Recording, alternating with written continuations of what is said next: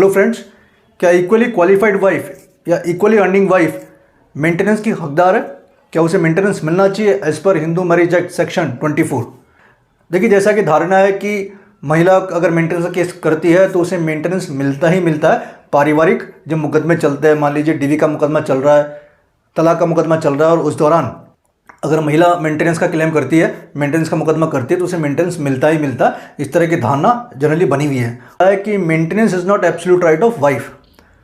अगर हम सेक्शन 24 की बात करें, Hindu marriage act HMA, Hindu marriage act section 24 की बात करें, तो इसमें भी कहीं ये नहीं लिखा हुआ कि मेंटेनेंस पत्नी का अधिकार है, ऐसा कहीं नहीं लिखा हुआ। हिंदू मैरिज एक्ट सेक्शन 24 में दोनों की बात की गई है, स्पाउस वर्ड यूज़ किया गया है, हस्बैंड वाइफ दोनों के बारे में बताया गया है कि जब तक ये मुकदमे चल रहे हैं, जिसकी परिस्थिति कमज़ोर है, पति भी हो सकता है और पत्नी भी हो सकती है, वो मेंटेनेंस क्लेम कर सकते हैं फ्रॉम अदर स्पाउस। आज हम बात करेंगे ऐसे जजमेंट की दिल्ली हाई कोर्ट का, जहाँ पे दिल्ली हाई कोर्ट ने निचले अदालत के फैसले को बरकरार रखा और पत्नी को मेंटेनेंस देने से मना कर दिया।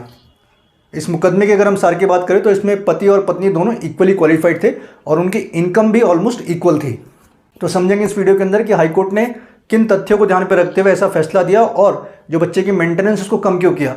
तो जानकारी समझने के लिए वीडियो तक जरूर देखिए। अगर आप लोग हमारे चैनल पर नए हैं तो please subscribe channel, press the bell icon. दोस्तों, अगर आप जजमेंट पढ़ना चाह रहे हैं तो इसका लिंक मैंने डिस्क्रिप्शन में दिया है, वहाँ जाके इसे डाउनलोड कर सकते हैं, पर इसे समझने के लिए आप वीडियो तक जरूर देखिए। जैसे हमने पुराने वीडियोज़ में भी कहा है कि मेंटेनेंस वाइफ का एब्सोल्यूट राइट नहीं होता। ऐसा नहीं है कि उसे मेंटेनेंस मिलना ही चाहिए, ये डिपेंड करता है उसकी फाइनेंशियल कंडीशन पे, डिपेंड करता है उसकी कैपेबिलिटी पे कि वो अपना जीवन व्यापन कर सकती है कि नहीं कर सकती। देखिए, मेंटेनेंस का पर्पज़ ये होता है कि जीवन व्यापन के लिए जो इनकम चाहिए, अपनी जो बेसिक नीड्स उनको पूरा करने के लिए जो इनकम चाहिए, उतना पैसा पत्नी को देना, ये मेंटेनेंस का मेन मकसद होता है। मेंटेनेंस का मतलब ये नहीं कि पत्नी जैसा चाहे वैसा जीवन जिए और उसके लिए पैसा पति से मांगे।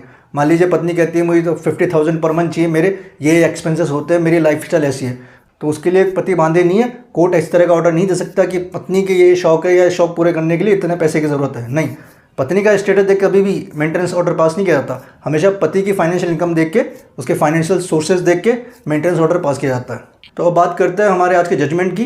ये रिसेंट अभी अक्टूबर का जजमेंट है कि यहाँ पे अगर मुकदमे की पृष्ठभूमि देखिए तो पति पत्नी दोनों 2016 से लग रहे हैं। उनके एक बेटा भी है। यहाँ पे पत्नी और पति दोनों इक्वली क्वालिफाइड है।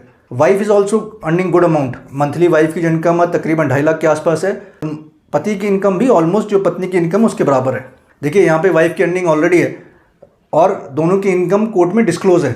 एज पर supreme court guidelines, Rajneesh versus Neha, आपको कोर्ट में एफिडेविट देना होता है, जहाँ पे पिटिशनर्स और रेस्पोंडेंट दोनों को अपनी इनकम बतानी होती है, सोर्स ऑफ इनकम बताना होता है, कौन सी कोई प्रॉपर्टी है तो उनकी डिटेल देनी होती है, एक्सपेंसेस बताने होते हैं, वो सारा एफिडेविट के अंदर बताना होता है।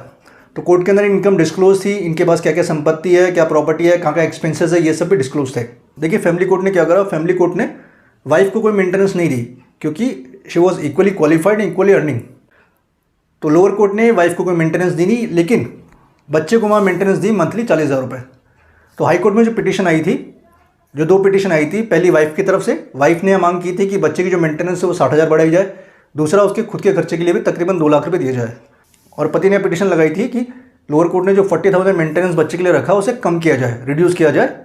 तो हाई कोर्ट ने साफ साफ कहा है कि सेक्शन 24 में इंटरिम मेंटेनेंस का मकसद सिर्फ इतना है कि other spouse during the proceeding अपनी लाइफ कंफर्टेबली जी सके, मतलब उसी किसी तरह की फाइनेंशियल डिसेबिलिटी ना हो, उसको पैसे की कमी ना हो, जो जीवन व्यापन के लिए नॉर्मल पैसा चाहिए होता है खर्चे पानी के लिए, वो सब उसे मिलता रहे। इस केस के अंदर पत्नी को किसी भी तरह की फाइनेंशियल क्रंचेस नहीं है। She is earning around 2.5 lakhs per month. देखिए, कई बार हमें ऐसे सवाल भी पूछे जाते हैं कि उनकी पत्नी क्वालिफाइड है, उनके बराबर, मतलब हस्बैंड के बराबर क्वालिफाइड है, फिर भी उनको पत्नी को मेंटेनेंस देना पड़ रहा है। देखिए, यहाँ पे 2 चीज़ें होती है। पहली होती है capacity to earn and second actual earning. अगर पत्नी हाईली क्वालिफाइड है तो हम कह सकते हैं she is capable of earning, परंतु अगर उसने कभी नौकरी नहीं की है तो ज़रूरी नहीं कि पॉसिबल हो कि वो जैसे ही अपना रिज्यूमे लेके जाएंगे उनको नौकरी मिल जाएगी। नौकरी मिलने में टाइम भी लगता है।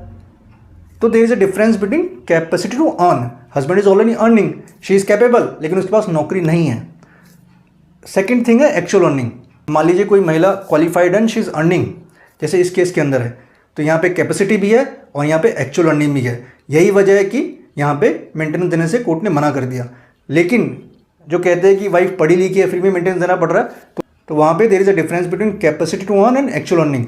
वो कैपेबल तो है लेकिन उसकी इनकम नहीं है, तो कोर्ट इन बिंदुओं पे ध्यान रखते हुए मेंटेनेंस ऐसे मुकदमे में बांध देती जहाँ पे पत्नी क्वालिफाइड होती लेकिन कमा नहीं रही होती, या फिर उसने कभी पहले जॉब नहीं करी होती। हाँ, अगर वाइफ ने पहले जॉब की होती है तो कई बार ऐसे भी देखने को मिलता है कि उसकी मेंटेनेंस कोर्ट पास नहीं करती, उनसे कहा जाता है कि आप जाके जॉब ढूंढिए बिकॉज आप जॉब कर चुके हो, क्योंकि यहाँ पे कोर्ट को लगता है कि सिर्फ मेंटेनेंस लेने के लिए ये अपनी नौकरी छोड़ के बैठी है। तो आप समझिए कि हर केस के अंदर परिस्थितियों के हिसाब से कोर्ट फैसला देती है। अब देखिए, जहाँ तक बात करें इस मुकदमे की, इस पिटीशन की, तो यहाँ पे हाई कोर्ट ने वाइफ को मेंटेनेंस से मना कर दिया, लेकिन जो बच्चे की मेंटेनेंस थी 40,000 रुपीज़ उसको रिड्यूस कर दिया 25,000 पे। अब आप सोचिए कि उसका अमाउंट रिड्यूस क्यों कर दिया, जबकि वाइफ ने पिटीशन में बताया कि उसके बच्चे पे ऑलमोस्ट 50-60,000 पर मंथ खर्च होता है। हाई कोर्ट ने माना कि मान लीजिए बच्चे पे 50-60,000 पर मंथ खर्च होता है जैसे कि वाइफ ने क्लेम किया है, लेकिन अगर मेंटेनेंस की बात करें, चाइल्ड की मेंटेनेंस की बात करें, तो यहाँ पे पति और पत्नी दोनों की जिम्मेदारी है कि वो खर्चा उठाए। अगर दोनों कैपेबल है, मान लीजिए वाइफ ही कैपेबल है, अर्निंग है, तो उसकी भी पति के बराबर जिम्मेदारी है कि वो बच्चे का खर्चा उठाए। यही वजह है कि जहाँ वाइफ ने खर्चा बताया 50-60 हज़ार रुपये, हाई कोर्ट ने जो मेंटेनेंस पास किया था लोअर कोर्ट ने 40,000 रुपीज़ उसको रिड्यूस कर दिया 25,000 पे, क्योंकि हाई कोर्ट ने साथ में ये भी टिप्पणी की है कि बच्चे के पालन पोषण के लिए माता पिता दोनों जिम्मेदार होते हैं। तो दोस्तों, ये जजमेंट साफ साफ कह रहा है कि वाइफ आप हाईली क्वालिफाइड है, इक्वल अर्निंग है, इक्वल टू हस्बैंड को कमा रही है, तो फिर ऐसी वाइफ को, ऐसी पत्नी को मेंटेनेंस नहीं दिया जाएगा। तो अगर आपके साथ भी ऐसा है, आपकी पत्नी भी आपके बराबर क्वालिफाइड है और उसकी इनकम भी आपके आसपास है और अगर उसने मुकदमा कर रखा है, तो ध्यान रखिएगा उसको उन परिस्थिति में मेंटेनेंस पास नहीं होगा। दोस्तों, उम्मीद करता हूँ जानकारी पसंद आई होगी। इसको लाइक करना ना भूलें, जितना हो सके इस वीडियो को शेयर कीजिए। फिर मिलेंगे नए वीडियो में टॉपिक के साथ, तब तक के लिए नमस्कार।